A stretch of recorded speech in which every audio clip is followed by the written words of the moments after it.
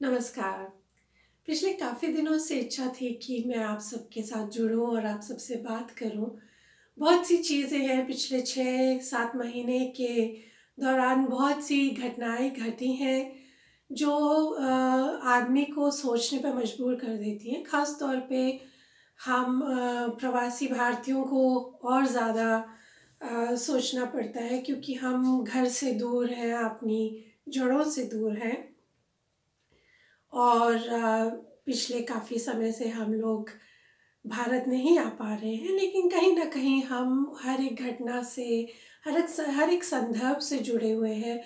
और कई बार ऐसा होता है कि हम कुछ कहते हैं तो उससे ये कह के नकार दिया जाता है कि हम राष्ट्रवादी नहीं हैं या हम अपने यहाँ के संदर्भों को नहीं समझते। पिछले कुछ दिनों में कहीं कोई बलात्कार हुआ, कहीं कोई हत्या हुई और चीज़ों को कुछ अलग रुख दे दिया गया, कुछ अलग तरीके से बता दिया गया। और जिस किसी ने भी आवाज़ उठाने की कोशिश की तो उसको अनैतिक कहकर या राष्ट्रवादी नहीं है या आतंकवादी है, ये सब कहकर उसको रास्ते से हटा दिया गया।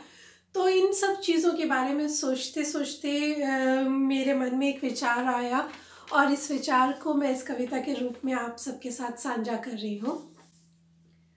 गांधारी ने आंखें ही तो बंद की थी, गांधारी ने आंखें ही तो बंद की थी, शब्द तो स्वतंत्र थे।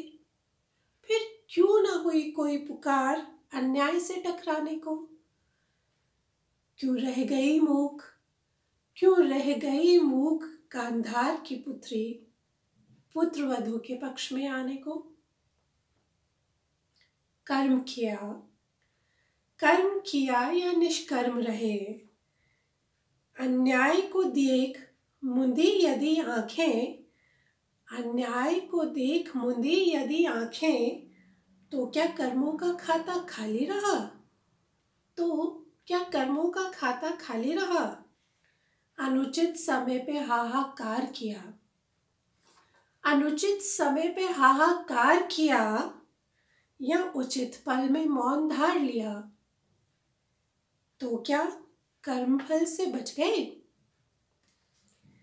सतीत्व की जो आंखें खुल गईं, सतीत्व की जो आंखें खुल गईं, अन्यायी पुत्र को वज्र बनाने को, अनाहत ही जो क्रोध फूट पड़ा गिरिधर पे श्राप चढ़ाने को। असमय हुआ, असमय हुआ कर्म या समय पे निष्कर्म रहे, असमय हुआ कर्म या समय पे निष्कर्म रहे, दोनों है पर्याप्त, दोनों है पर्याप्त पाप चढ़ाने को। सदियों से ही हम कर्तव्य पलायन को दया और करुणा का चोगा पहनाते हैं। सदियों से ही हम कर्तव्य पलायन को दया और करुणा का चोगा पहनाते हैं। अहिंसा के नाम पे, अहिंसा के नाम पे अपने धर्म से विमुख हो जाते हैं। ये घड़ी है सत्य की, ये घड़ी है सत्य की, यह समय है विचार का। ये घड़ी है सत्य की, यह समय है विचार का। आंखें मूंद लो और मौन रहो, आंखें मूंद लो और मौन रहो, या उठो और न्याय की पुकार लगाओ। क्योंकि कर्म और निष्कर्म दोनों है पर्याप्त तुम पे पाप चढ़ाने को, दोनों है पर्याप्त तुम पे पाप चढ़ाने को।